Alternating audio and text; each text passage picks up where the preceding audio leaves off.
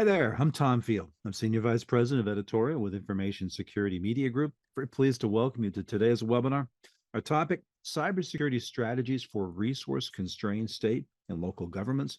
Got a trio of speakers here for you today. They include Jamie Tomasello, Managing Director with Superbloom, Mike Amato, IT Program Administrator with the City of Murrieta, California, and we've got Jacob Malier, MSP Specialist with our sponsor, Blue Mirror. Now, a little bit about this session before I bring on our speakers.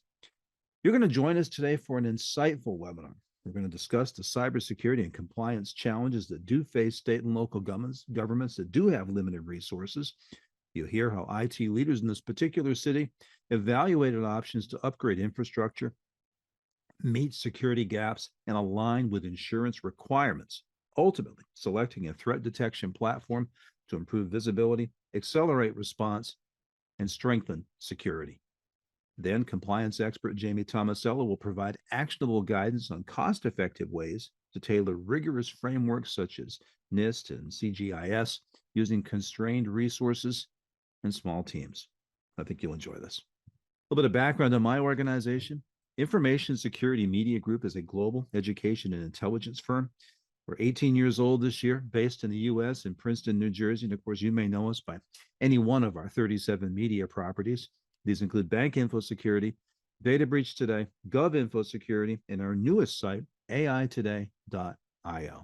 In all, we reach an audience of over 1.3 million security and technology leaders globally, and we give them a daily diet of news, analysis, research, events, and educational programs just like this one. Two notes of technical support. One, if you have any questions for our panelists, you can submit them anytime by the chat window on your screen. Now, we likely can't get to every question today, but for those that we don't answer in the course of this session, we'll get responses back to you via email. Should you encounter any technical issues while viewing today's webinar, please take down the email address that you see on your screen.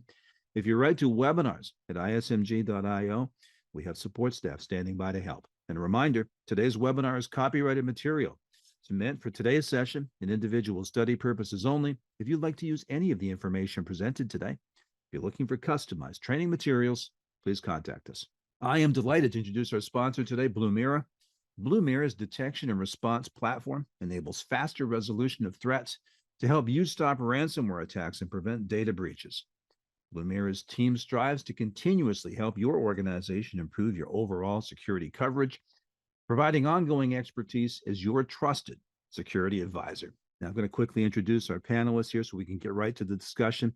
Again, we're pleased to have Jamie Tomasello, Managing Director of Superbloom. Jamie is a technology and policy leader with a strategic focus on practical, sustainable operations and outcomes aligned with business risk. Mike Amato is an IT professional with over 10 years of experience in law enforcement, healthcare, and local government. He's currently IT Program Administrator with the City of Murrieta, California. And we have got Jacob Malier, MSP Specialist with Blue Mirror. He's going to come in and give us some color commentary at the end. With that, I want to introduce our panelists here now. Folks, thanks so much for being here with us today. Let's start the conversation. And Mike, I believe we start with you. Tell us a little bit about Murrieta, please. Yeah, City of Murrieta is a relatively small city located just southwest of Corona, California. Just north of Temecula, the Southern California wine country. It's rated one of the safer cities in California. And yeah, it's a great place to work. Very good. As we move on, we'll learn some more. Talk a little about some of the challenges that you face among, of course, all state and local governments. You've got very, very similar challenges, and I'm sure even some of our non-government entities will sympathize. Yes, definitely. From the slide here, you can see the high attack volume, limited budget, and complex compliance hit it right on the head for the City of Murrieta. Being a government, a public entity, we definitely catch the attention of threat actors, worldwide, constantly attempting anything they can get, from the city.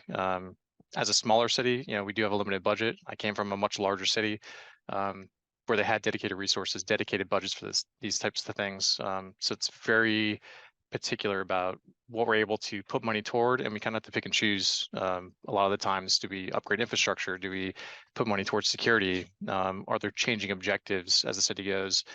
And in a perfect world, we'd like to get as much as we can, but realistically, we can only get so much. So it's definitely a big challenge. And at least for our end, the compliance side, the CJIS policy from the FBI is really what we drive a lot of our compliance with here, because as a city government IT, we do support our police department and also the city of Menifee's police department as well. So when the FBI and the California Department of Justice asks questions, asking us how we're securing our environment, we have to follow very strict guidelines as defined by the CJIS policy. Of course, and unfortunately, the threat actors don't scale their attacks based on what your budgetary restrictions are. Correct. Yeah. Some of these threat actors can be, backwater groups or state level sponsored groups that have a much larger budget than the city does, so it makes it very difficult to try to scale our security against these actors. Excellent. That's really good context. Thank you. Yeah. So I want to talk with you. We're going to talk specifically about the project here. What initiated this project for your city, and ultimately, what was the problem you were trying to solve? So this started out actually as a full-blown ransomware attack. It was over a holiday weekend. I believe it was Memorial Day weekend. We got an email from our dispatch center, which runs 24/7 for our police department, and like I mentioned, City of Menifee. They said, "Hey, I got a weird, message on my screen. It says something about my files are locked, and my computer's not really working right. I'm not really sure what's going on." But being a weekend and a holiday weekend, our response time was a little bit slow. But we did get to take a look at it, and we realized this was kind of a symptom of something larger that was starting to spread through the network.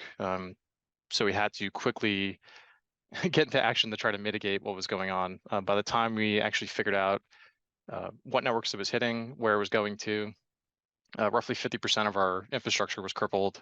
Um, yeah, by the ransomware, either encrypted or files were being copied around the network. We did discover the source of it relatively quickly. Our systems administrators here were very fast to be able to find the source of it, so we were able to kind of nip it in the bud pretty quick. But by then, the damage was already done, and we were just kind of rolling backward to try to remediate everything that was going on, find the threat. Was it still persistent? Is there access still available? And how do we get on top of this to prevent this from occurring again? So the problem we were trying to solve was, the house was already on fire. We're trying to put it back together as fast as possible. Especially, being a government, it's really 24/7 here, especially with the police department. So our major problem was getting back to business, understanding the damages that have already occurred, and how we can resolve that quickly and effectively. Well, I hate to say it, but textbook case, it always happens on a holiday weekend. Yep, 100%. So, Mike, talk about what your criteria and top priorities for this project were, and how did you measure their success? I guess number one would be get systems back up and running and have the city running transparently to citizens. Yeah, so my first criteria coming into it, being it was an active event, was to mitigate it and get ahead of the threat actors and see if they were still in the network. So that's really where Blue Mirror came in handy. We needed something fast and quick, and that we can start getting as much information compiled as possible. Um, so actually, to measure success was to actually see if there was anything that we could pick up. So immediately, I turned on the free version of Blue Mirror and put it into our 365 environment.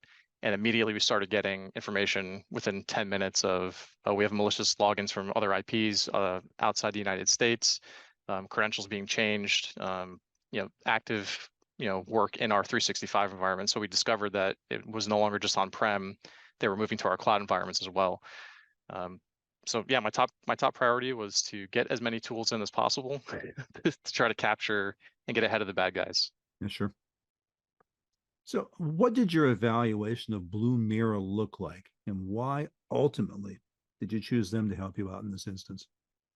Yeah, so once the incident itself was kind of contained, and we're using other resources to move ahead, we went to really a full-blown evaluation of, is this a product that can assist us outside the emergency, right? We've already put a lid on it. We're in a decent spot, but what is the next 6 months? What does the next year look like going forward? So we looked at other products like Splunk, Logarithm, and Blue Mirror, since Blue Mirror was already implemented partially with the free version. It really came down to ease of use, being able to implement it within a couple hours, which we had already done prior. When we spoke with Splunk, and I've used Splunk as well, it takes a little more complexity, a little more knowledge to run. You need a dedicated person, in my opinion, to actually effectively use the tool. because like anybody in IT knows, you can have as many tools in the world as you can, but if you don't actively use them or actively look at them, they're useless. So we didn't want something as great as Splunk, which would have worked well, but we don't have a dedicated person, going back to the limited budget, to actually stay on top of this and give us actionable information. So it really came down to implementation speed, came down to ease of use. When an alert does come out, it really simplifies it down to, this is your problem, walk through these steps, and here's how you remediate it. And also for us, the back end support of it, because we don't have a dedicated security team to look at these things, we can tag on their support to say, hey, we don't really understand what this is or what you're highlighting. Can you assist us? And so it's like having that extra person technically work for the city, but not work for the city. So it makes it a pretty easy choice. Right. So if you were beginning this project again, God forbid, with the knowledge that you have now, what would you tell yourself? Implement it sooner. Don't wait until there's an emergency, right? Because by then it's already too late. Just like this instance, it actually turned out that they had gained access 6 months prior to the event and laid dormant. So definitely getting these things in place, getting it in there ahead of time. If you feel like they're not working, that's good. That's the whole point. So yeah, if I'm beginning again, I would say just get ahead of it, get these tools in place, start utilizing them, start getting familiar with them. So once something does happen, God forbid, you can quickly get it under control, if not even have an incident at all. Excellent, Mike. Sounds like you've talked about your lessons learned and ingested them well. Yeah, definitely. So, Mike, limited budgets and staff, such as an organization like yours, where should I teams focus first when reviewing controls and processes? And we trust it happens well in advance of an incident such as what your city experienced. You should start with the free resources that are available. Like I mentioned, the city really utilizes the CJIS policy for our compliance. There's other ones out there like PCI and HIPAA. So if that applies to your kind of environment, those are the ones you should start reading. The CJIS policy, for example, their password requirements are laid out relatively plain, and you can just follow it to the T. Some are a little more complex, but just start reading. Look at the free resources. Sign up for free government resources like CISA. That's another one that's out there that can give you some excellent information. And then start with your core systems and go outward. Look at your endpoint detection. Is that in place? Is it up to your standard that is required, or up to your personal standard? And then start moving outward from your core systems to the outer edge of your network, and ensuring that maybe you have something like an XDR in place if you need it. Is there a managed detection response service that you can sign up for that can help you leverage these tools, and just start implementing as much as you can? Well said. As you said, there's a lot of free resources out there. And if you're a regulated industry, healthcare, you've got HIPAA guidance, financial services, perhaps PCI, DSS. There's plenty of resources out there to start with. Yep. So tell me, how can automation augment IT security effectiveness? And what processes most benefit small government IT teams to automate? Again, where do you start? I mean, in my opinion, the automation is huge. The city of Marietta doesn't have a dedicated security team to look at these things, to look through logs, to make determinations. So automation is huge, especially with Blumira. That's where a lot of the automation comes in place. It's ingesting, I think in our case, billions of logs over the past 6 months. We don't have a dedicated person to actually look through and make determinations on that. So that'll save time, and in my opinion, I believe it focuses the resources your staff needs to implement to address these issues. As far as process goes, to benefit a small team, yeah, just try to automate as much as you can. That way, when you do have to actually dedicate time to these things, you can be most effective at what you're looking at. Again, that's where Blumira comes in handy. When we do get an alert, it gives the exact piece of log information that we need. And then from there, we can actually move outward and start drilling down into the systems and investigating and seeing, is this a legitimate threat? Is this something that is just a false flag that we can just ignore from there? Great example. Thank you. So another question for you, Mike. Where does cyber insurance fit into a department or an agency's compliance strategy? Because increasingly I hear security leaders talk about how cyber insurance drives a lot of decision making, at least a lot of discussion. Yes, definitely. I got kind of a fast and dirty education in cyber insurance during our cyber event. But yeah, it's kind of similar to the CJIS policy in a way. So for us, we looked at the cybersecurity insurance requirements and then the CJIS policy, and try to marry the two together to see, is what they're asking for a legitimate, or is it even possible to implement in our current environment? But it's definitely something that's needed for an environment or an organization in the case that something does happen. Um, but they do give you some guidelines, just like the CJIS policy, about what needs to be implemented. For example, they say patching needs to occur on a regular basis. Enable two-factor authentication for 365. It's laid out very specifically. So in our case, we did not have two-factor for 365. That was a requirement for the CJIS policy, and it's also a requirement from our cybersecurity insurance. So that's a quick one. We could just go ahead and start doing it. One that did come up was they required a honeypot. Hmm. It was in the example, but they didn't actually say what type of honeypot. Where was it going to be? Should it be publicly facing? And so it was kind of a generic like buzzword that they've thrown out there. So that's what I was saying. Just read it and see if it's something that's a real thing to implement, or does it fit into your environment. Well said. So, what would you say are the unique risks or mitigating factors when it comes to protecting public safety in criminal justice systems? You mentioned earlier you're supporting more than one police department. Correct. I'd say it's the personal information, the criminal justice information that is contained within the environment.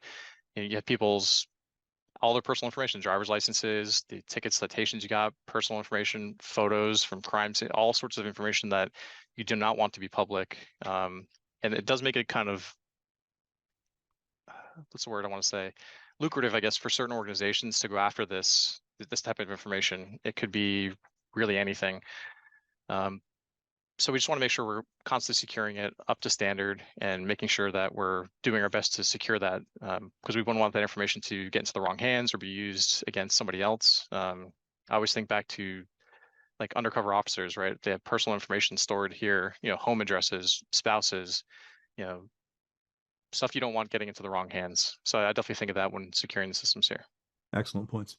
So, what would you say are your top of mind security priorities here at the start of 2024? And I'm asking you one, what keeps you up at night? Although I hear a lot of security leaders saying now it's what keeps them up during the day because they don't have room at night anymore. But I want to ask you, what does keep you up, and what are you excited about this year? Uh, Top security priorities for 24 is keep the momentum going. Don't let security slide back to the way it was prior to the incident. Um, when incidents occur, everyone's hot and ready to give you all the budget in the world to implement everything they can. But then, 6 months go by, a year go by, and then all of a sudden it's not so important to those other people. So try to keep the momentum going, to keep on top of it. Keeping our endpoint detection up to date, challenging our managed detection and response to make sure they're actually giving us good information.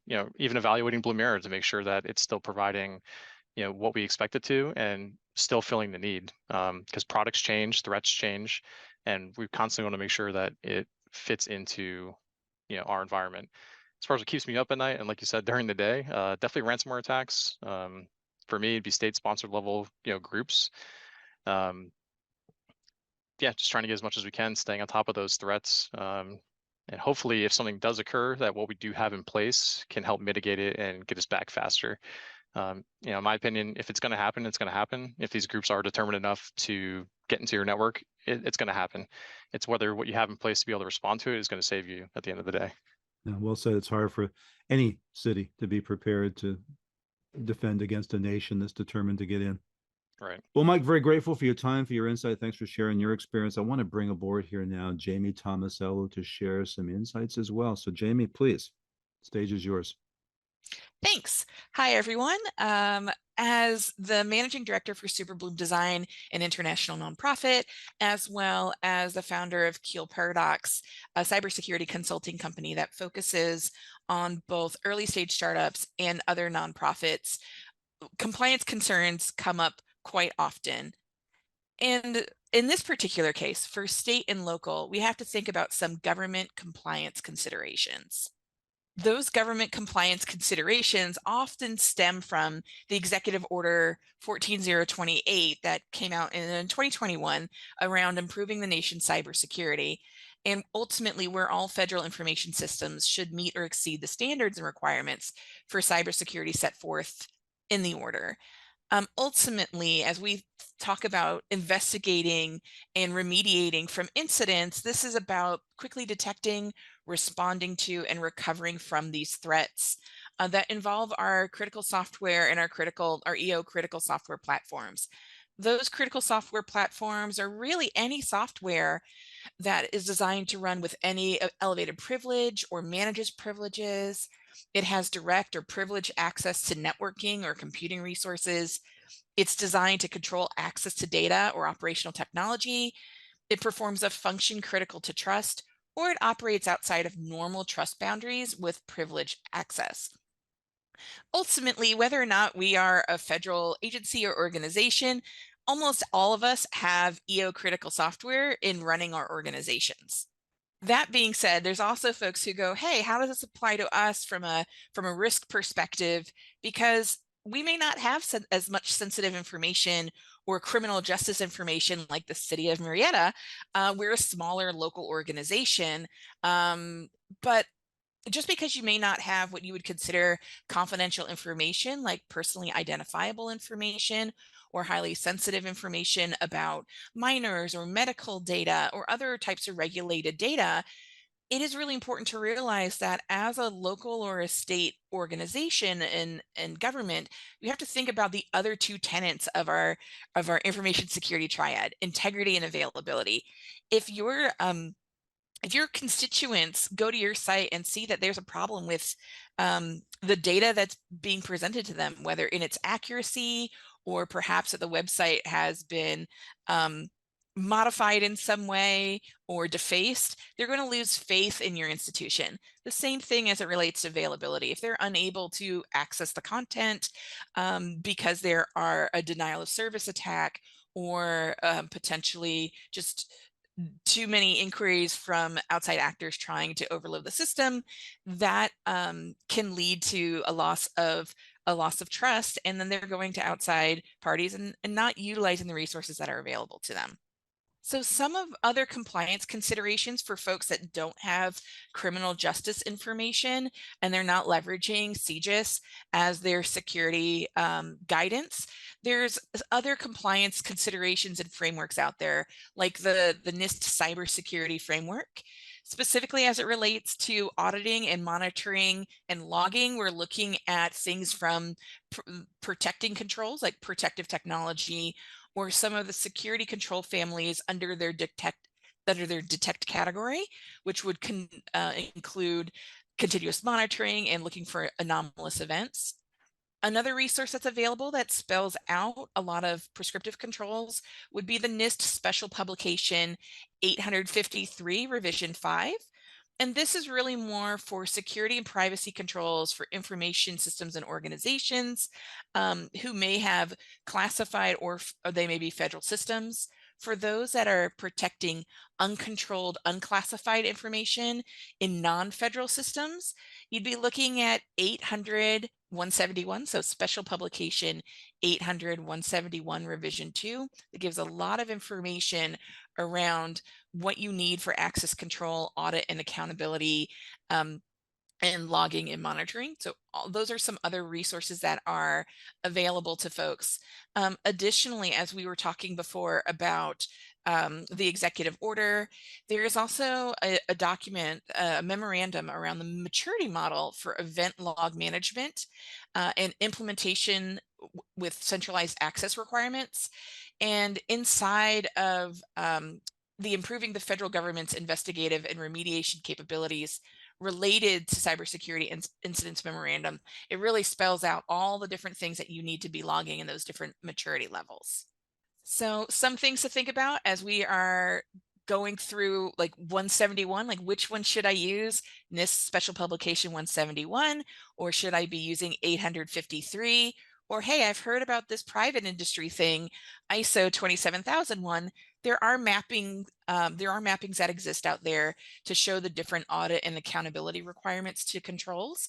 So you can see when an organization or a framework is referring to one control or one control family, how they map across to others. So here's just a little bit of an example of audit and accountability, and the remaining slides also kind of flip through to those as well. So at the end of the day, what really matters here as it relates to audit and logging and monitoring is these basic things: log and record the necessary information, monitor logs and generate events, proactively detect threats, respond to those events, and do all this with haste to contain the threat and mitigate harm. It's surprising how many different organizations will log things but not do anything with it, or they will take all those logs, push it into a SIM of some kind, and still do nothing with them. Or they create a lot of alert fatigue and a lot of noise, and none of it is actionable. At the end of the day, we want to be able to focus on actionable alerts, actionable events that help us contain the threat and mitigate harm. It's not good enough to focus on, oh, I want to prevent this from happening. We can't prevent everything 100% of the time. We really need to be focused on how do we contain a threat and how do we mitigate harm to our organizations.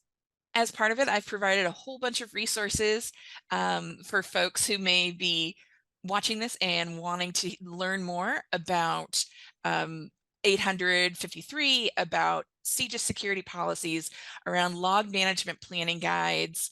CISA also has a lot of resources for state, local, tribal, and territorial governments. And a lot of them are free resources for you to establish your security program, but also make sure that you are focusing on treating those causes and not the symptoms, and really focusing on a holistic security, even in times where you're not dealing with an incident. Jamie, well said. Appreciate your time. Appreciate your insight. And I want to Thanks. welcome to the screen now Jacob from Blue Mirror to talk about Blue Mirror. Jamie, again, thank you very much. Thank you. All right. Thank you, Tom. Yeah, so I'm on the sales team with Blue Mirror, and I work with customers and partners every day just to help understand how to stitch together the compliance requirements that they're under with a platform that actually works for them. And so here at Blue Mirror, our approach, what we care about, why we exist, is really to give our customers one platform to analyze all the activity in their environment, shift that workload off of people, and use your data to take action on things, take action on the right things. And so, typically, we're replacing manual job functions with the automated 24/7 monitoring, giving you the ability to detect attacks. And your next engagement, once deployed, with the Blue Mirror platform, is going to be, responding to alerts, investigating potential incidents, and working with our SecOps team, side by side to just make sure that you are covered. So we are seeing 24/7 monitoring. We're seeing log retention. We're seeing automated log review popping up in a variety of different compliance standards, not to mention cybersecurity questionnaires, and it's for a reason. A SIM tool, a SIM platform, is going to be one of the only tools that can help you detect and take action on some of the earliest indicators of compromise across your environment. So here at Blue Mirror, we will offer you, the ability to test it out, try it out for yourself.